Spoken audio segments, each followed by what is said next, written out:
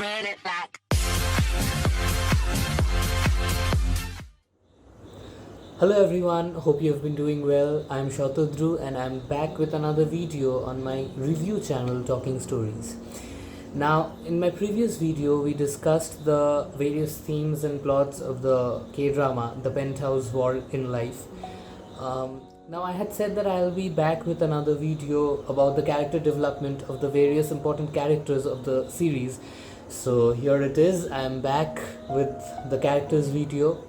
Now, before beginning anything, I'll like to mention that if people who have watched the series, they'll know that the group of children in the series, like not the children, the younger generation, the kids, the Hera kids, they were pretty interesting characters themselves, and they had their own part to play, very important part to play. Even though they are not tagged as the main protagonists or the main antagonists, they had their own part to play, the very, very important part to play in the progress of the story. So I thought I'm going to make a different video about them. That will be the last video on the Penthouse, which will come after this. So without wasting further time, let us begin. I have my notes here with me. So okay, the first character who I'd like to begin with, because this character has so less to talk about. I mean, it's evil and it's pure evil and it is nothing but evil. So that is the character Dan-tae. The actor who played the character for Dan-tae is Ki-jun. Stepping into the character, I'll start by saying the good things about the character. This character is seen, not the good things, but rather the things, which turned him into who he was.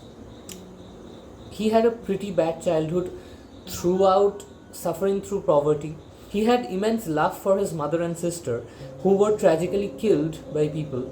Now, it turns out that even after his mother and sister, the only support he had, the only family he had rather, it is seen that the elders in his life, everybody just ended up mistreating him, ended up exploiting him throughout his childhood. And even while he was growing up at the place he worked, the owner of the house there was also not very good to him, which eventually, which pushed him over the edge into complete evil, like made him pure evil out of it. And once he was on the other side, there was no repetition, there was no turning back. He was like, okay, fine, I will destroy everything, I'll be the all in all. Like, these people with money, they are so, what are they so proud about? So these people with money, they're exploiting people, so I'll be someone who will have a lot of money and who will end up exploiting everybody else. Like, everybody in the world is going to be under me. That kind of a feeling, that kind of a superiority complex he had in himself. He is seen to pass on that feeling of oppression which he felt as a child into the people in his life, like each and every people. He just cannot tolerate anyone having an opinion over himself or disagreeing with whatever he is saying. He is seen oppressing his children, he is seen abusing them, he is seen abusing everyone rather in his life, not just his children.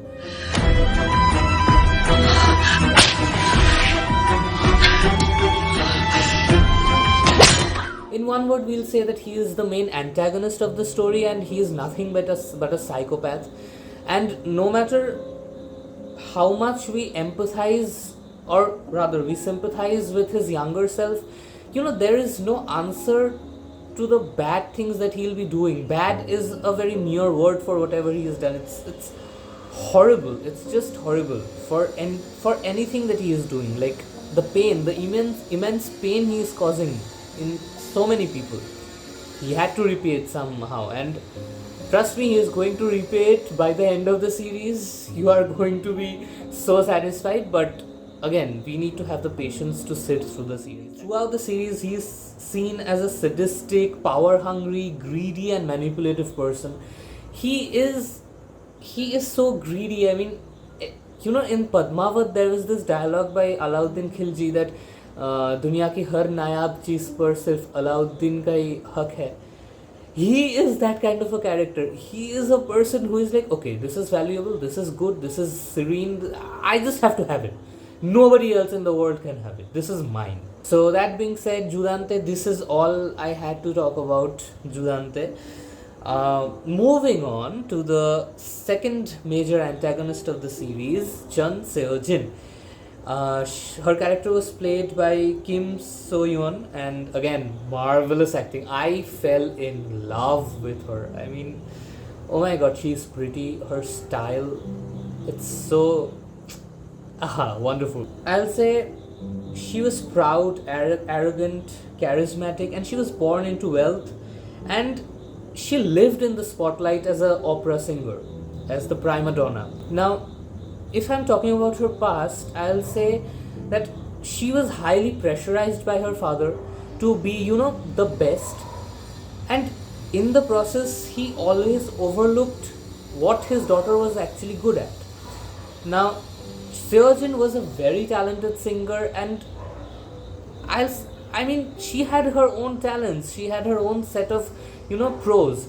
But her father was like, no, I have selected a path for you. This is the thing. You have to become the director of Cheon Art Center, and that's it. I mean, you have no other choice. This is what you are chosen for, and you have to be the best in whatever you are doing, which created a lot of unnecessary pressure onto young Seo-jin, and she was like, she strived to be the best, but eventually she was like, somewhere she made mistakes, and mistakes was unacceptable by her father.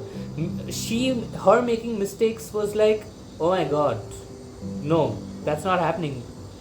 So eventually, the hunger for being successful and the hunger for being the best turned her into doing things that was not ethically right. Now I'll come more into it when I'm talking about Yoon Hui. And on the other hand, her father, instead of telling her that she's going wrong, he kept on covering up for her, which gives a wrong message to a kid that no, you can do wrong if it is for your own benefit. No, I mean, that's plain up messed up. Oh my god. Now at the beginning of the series, she is this grown woman, she is established, she is successful, she is rich. At the same time, she is glamorous, she is pretty and all that. She has everything, she has a good life. But what is not correct in her life is her love for her daughter. She has a daughter, Unbyul. Now, the kind of trauma she received from her father in her childhood, the kind of love, the twisted love, not exactly love, I mean, I don't call that love, that's just, I don't know what it is. So the kind of emotions she faced from her father, it is somewhere projected onto her daughter Unbyul in the present. She is doing exactly what her father has done. Like in many scenes we see that she is pestering her daughter. She is constantly like, no, sing like this, do that, you have to be the next prima donna in Korea, blah blah blah blah blah.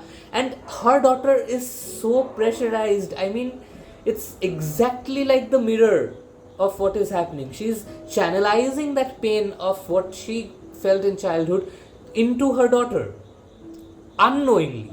And the entire thing, the problem lies here that she is doing it unknowingly. She thinks that this is how you are a mother, because her father has done it to her. 은별이 너 청하여고에 수석으로 입학할 자신 있지?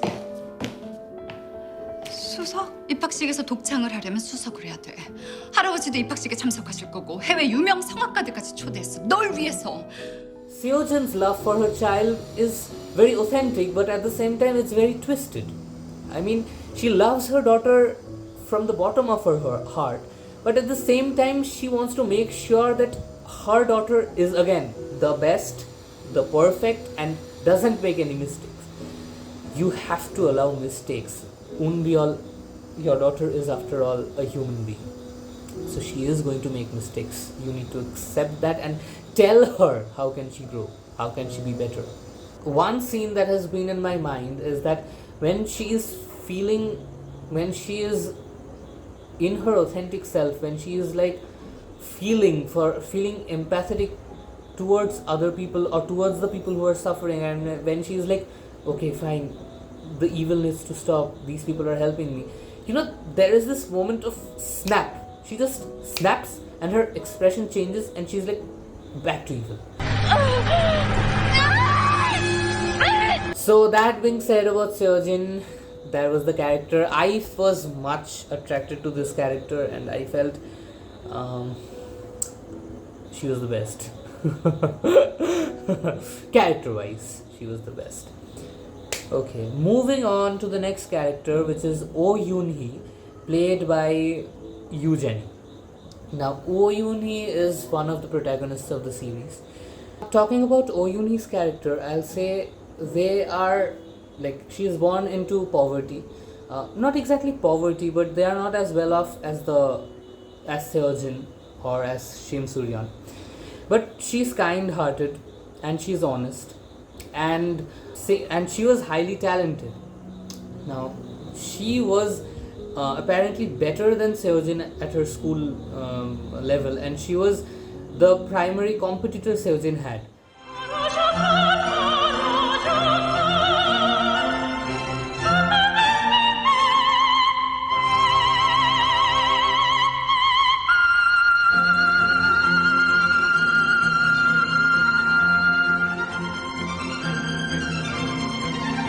And she was the person who always, surpassed Seo-jin, and her father, Seo-jin's father, always blamed her, saying that, see, you can never be better than this girl. This girl is doing this. Why can't you be better than this?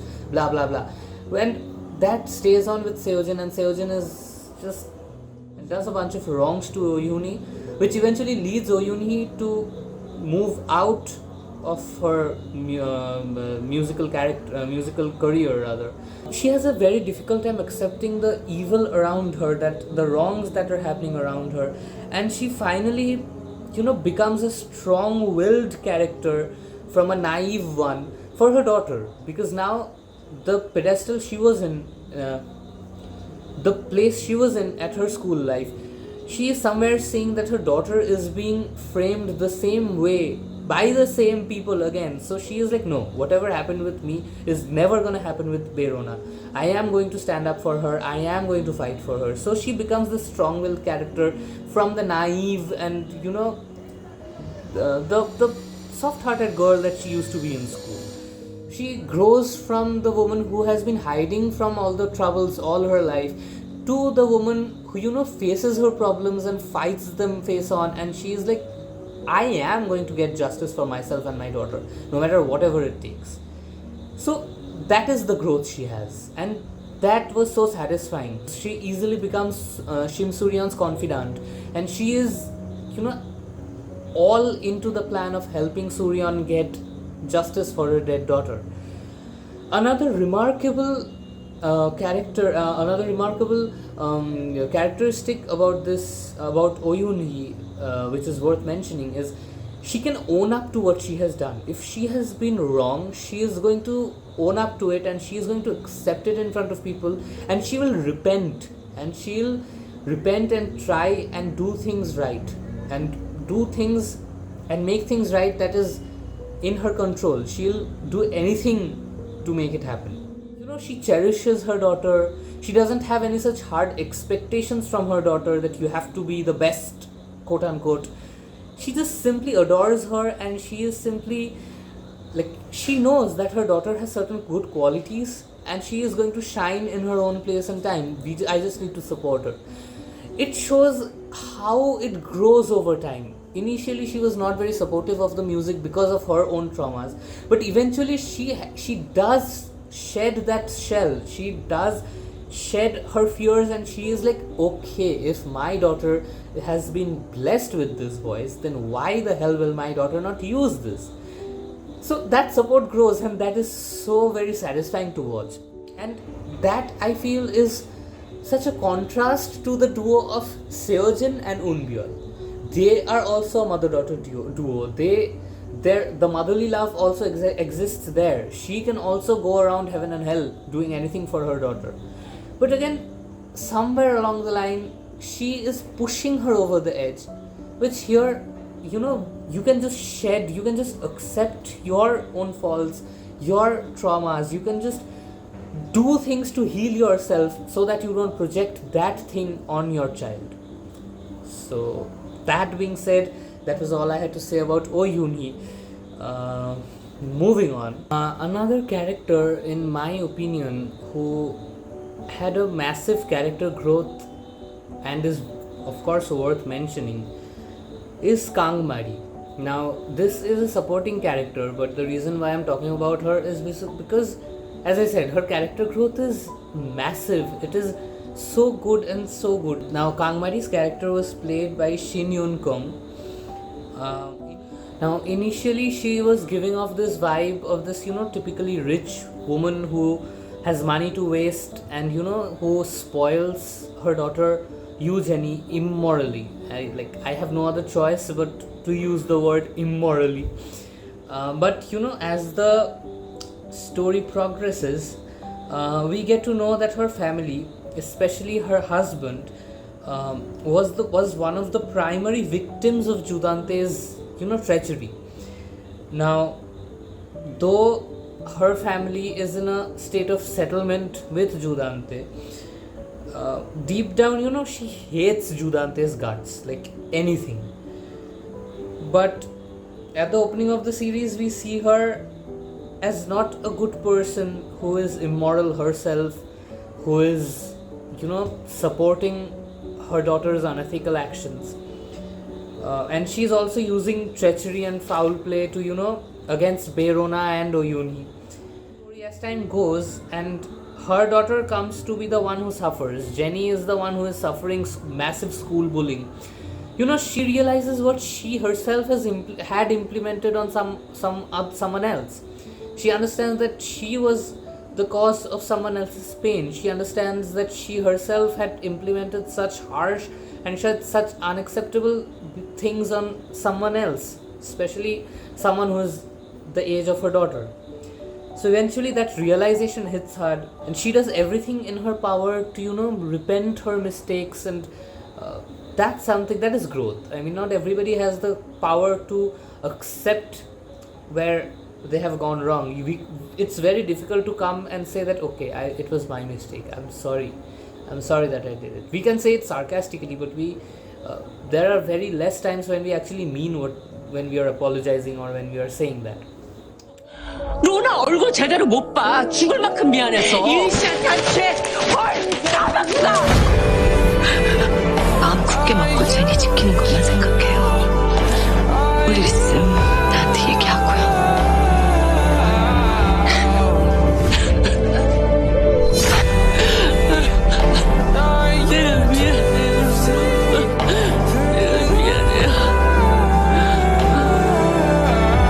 Eventually she ends up being a motherly character for Rona. In the absence of Oh Yoon Hui, she is cooking for Rona, she is sending her to school, she is just doing all the motherly things, she is being affectionate towards her as a mother. So that is a growth. That is something which we like to see. Someone going from bad to a good person. That is something which is appealing. And she is one of those characters who you will, at the beginning, who you'll hate them but then eventually you're going to be like, oh, okay, you are a good person, love you. So Kang Mari is that kind of a character. Okay, now that being said, that brings me to my last character, that is Shim Suryan. So okay, diving into the character, Shim Suryan is played by Lee Ji-ah. Now she is the main protagonist of the series, and it is seen that she is the story opens with her, everything opens with her seeking revenge. She is determined to get revenge for her dead daughter.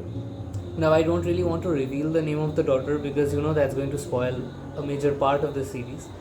Now it's her story of how she is fighting everybody around, because her daughter was wronged by each and every character in the series, each and everyone.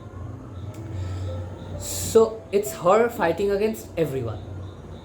Now in the course, she becomes friends with Oh Yoon Hui, who is also a mother who is fighting for her own rights and her daughter's rights.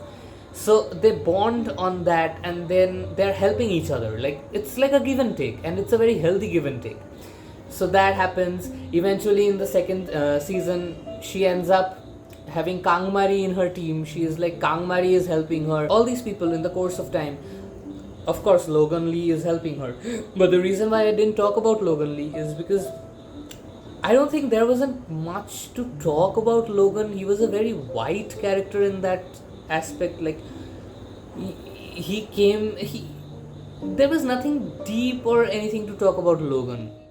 She attracted the lot of good in people. She was successful in changing a lot of people. She is the epitome of elegance. If I'll say Seo-jin was the epitome of charisma, I'll say Ryeon was the epitome of elegance. Like, she knows who she is and she is carrying herself that way. She is honest, she is good at heart, she is going to fight for justice. So we know that she also is a very white character. Another major character in Shim Ryeon is she's forgiving. The quality of forgiveness is not seen in a number of people, and that, in my opinion, is Shim Ryeon's most valuable quality that she has. It is the most applaudable character of Shim Ryeon. Other than that, I'll say that her character suffered throughout the series, which was very hurtful after a point of time. She's just fighting. I mean, I have nothing else to say about her, because all she did throughout the series was fight for justice, fight for people around her, like the people who deserved fighting for.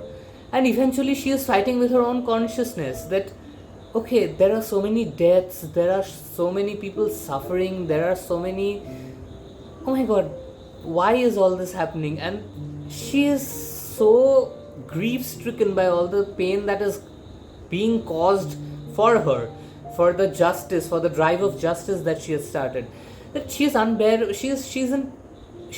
to bear all of that. She's like, no, I mean, she just can't take it. And eventually the ending is not at all a very good ending for a character like Shim Ryeon. She deserved to be happy. Like, one thing which I felt with the course of the series is, you are going to want to see Shim Ryeon happy, but eventually by the end you will not see her being happy. And that is one of the complaints that I have for the makers. Why? I mean, why could you not make this person happy? I mean, the series does have a all's well that ends well kind of a ending, but I mean, this character, she deserved happiness, and you were unable to give her that happiness. So that's that. I mean, I don't have much to talk about her. So that was all. I hope this could instill some more interest in you. This could hit the nerve a bit more so that you would go and watch this series. I'll come back with the video of the Hera Kids next, and that will be the last video of the Penthouse series. Do suggest some series or movies that you want me to, review or talk about the characters. Any specific character that you think is worth talking about, is worth discussion, tell me. I can make a video, only characters video for them. And these are totally my opinions. You can differ in your opinion, and you are most welcome to share your opinion. So with that being said, I hope you all enjoyed this video. I'll meet you soon with the Hera Kids video, and till then, be in good vibes and good health, and I'll meet you soon. Bye bye.